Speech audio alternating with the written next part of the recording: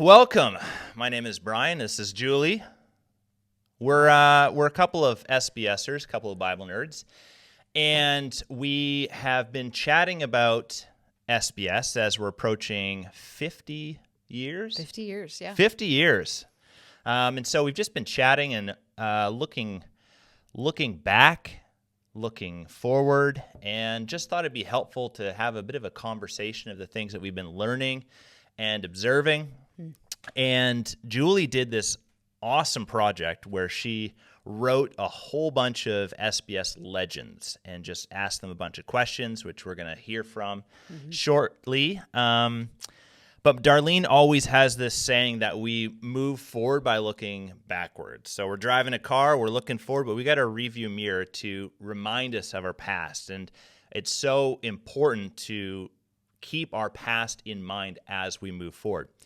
And if you look at the history on our SBS International website, our history talks about when Earl Morey and Lauren, when they came to Ron and Judy to create something we all know as SBS, but before they created SBS, they wanted to create a Bible course that was two things: that it was missional and it was reproducible, that we could multiply it. And do you have any other thoughts on why they wanted those two things? Yeah, well, I think it's really interesting that something like SBS, the unique school that it is, that God put it in a missions movement. Right. And I think that it's really intentional that they wanted it to be missional and reproducible, because SBS as a YWAM school can be more academic than other YWAM schools.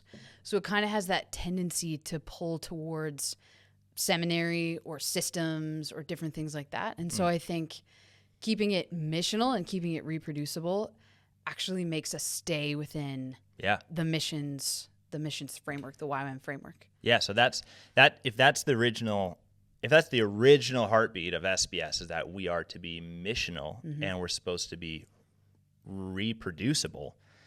We got to assess where we're at after 50 years. Are we still being missional as an SBS? Are we being missional? And are we multiplying SBSs? So that's kind of one of the questions what we've been asking and kind of chewing on a bit. It's been pretty challenging, been confronting. And so because they wanted the SBS to be those two things, missional and reproducible, SBS had to be three things. SBS had to be informal. It couldn't be taught by a bunch of PhDs and professors because it's in youth with a mission. So we had to be informal. We had to be non-denominational.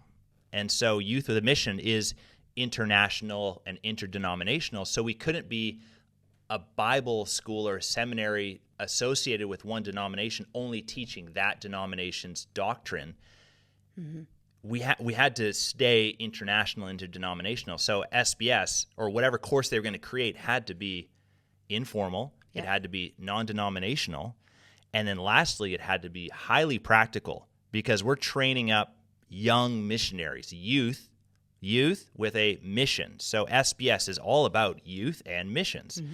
And so the last thing, it had to be highly practical. So it had to be promoting study and engagement and application, because we want our students to go out after SBS and do missions. Yeah. So how do you think we're doing in those areas? Or what are your thoughts on it, on that area of us being informal, right, like me, non-denominational and practical? Yeah.